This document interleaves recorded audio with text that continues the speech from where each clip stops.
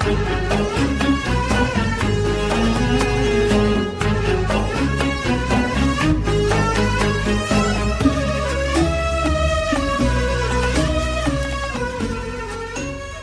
kejadian di negeri Syam, Syria. Dari Syekh Hisham Burhani, seorang ulama terakhir di Syam. Baru-baru juga, sudah berapa belasan tahun mungkin dia meninggal dunia. Beliau ini orang besar, alim di negeri Syam.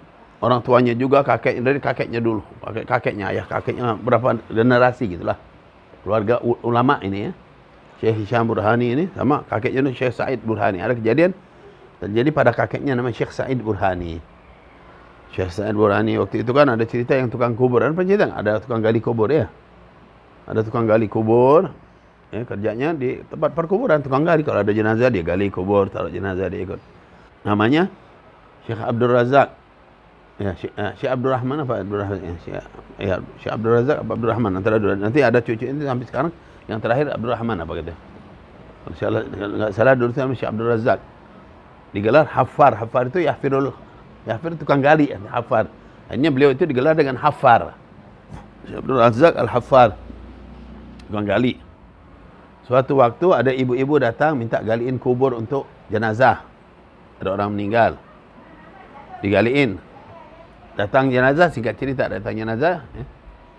Digali, ibu itu ikut ngantar. Nanti dia dari jauh dia. Ya. Enggak sekarang orang ngantar bareng-bareng enggak boleh kan.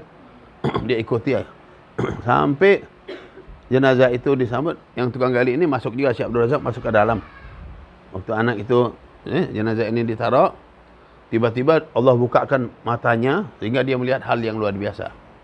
Apa yang terjadi? Terang benderang sampai ada dua malaikat pakai kuda datang menyambut jenazah ini, langsung diambil, dibawa pergi oleh malaikat ke atas langit. Oh, dia terbang. Cahaya indah, terang, bagus, dibawa jenazah ini. Sampai Syekh Abdul Razak tadi jatuh pingsan. Jadi dia pingsan kan dia diangkat, udah sampai ya orang lanjutin. Jadi orang lain ngurusin jenazah sampai selesai. Setelah selesai, dia sadar. Waktu itu dia cari ibu-ibu yang pesan sama dia. Mau tanya kan dia. Dicari ibu itu udah nggak ada, orang udah pada pulang semua. Ya, karena dia nggak sadar pingsan dia kan, lama makan waktu, orang udah pada pulang.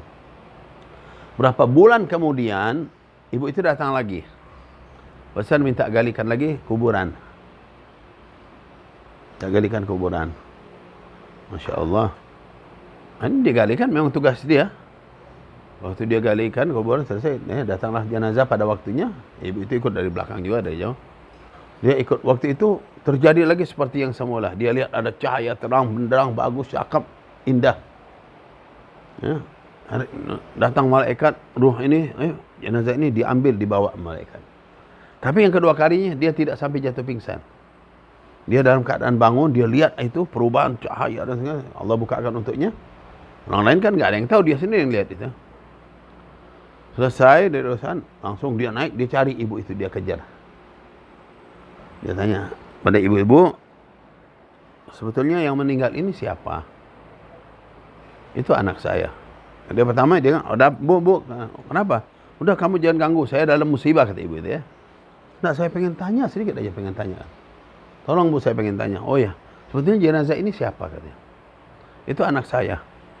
Wah, kau yang dulu yang sebelumnya juga anak saya. Oh, dua-duanya anak ibu, masya Allah. Jadi saya ini melihat sesuatu, hai ibu. Apa saya lihat dari yang pertama sampai yang kedua ini seperti itu. Saya melihat anak ini diambil oleh malaikat, datang dengan cahaya yang terang benderang. Sebetulnya apa sih amal mereka? Yang pertama itu apa amalnya? Yang pertama, dia nyatakan itu orang belajar ilmu. Anaknya itu masih sekolah, masih belajar agama. Dan dia meninggal masih dalam keadaan belajar.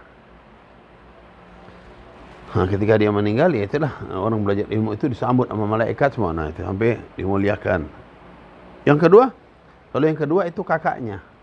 Dia kerjanya tukang kayu. Bikin-bikin macam-macam. Tapi semua usaha dia itu cuma untuk membantu agar adiknya bisa sekolah.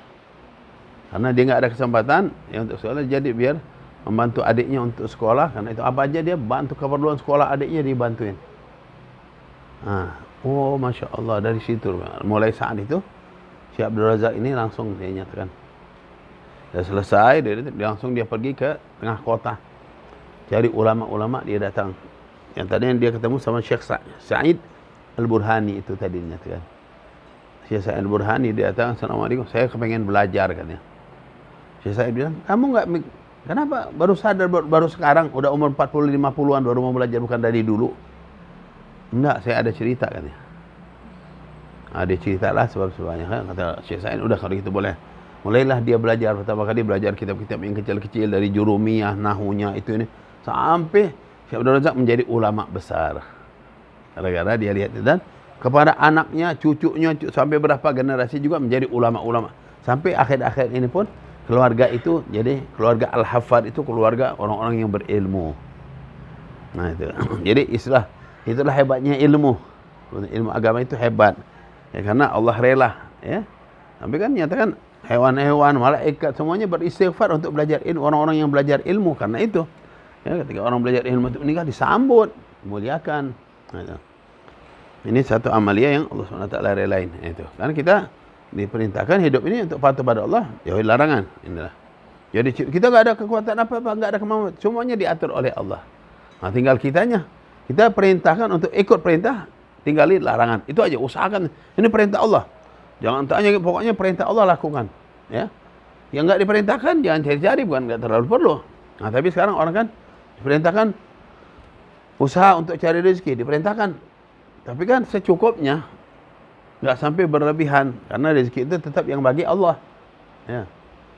Nggak usah dibingungin, nanti saya gini, enggak, bukan urusan ente, Allah yang ngatur. Ente dari dulu juga diatur sama Allah. Ya. Nanti kalau saya lama-lama mondok, saya nggak bisa, nanti gimana rezeki saya? Ya, emang ente mulai kapan bisa ngatur rezeki? Dari dulu ente diatur sama Allah, lupa ya waktu itu ya. Nah itu kita diingatin, ingat ente itu diatur oleh Allah.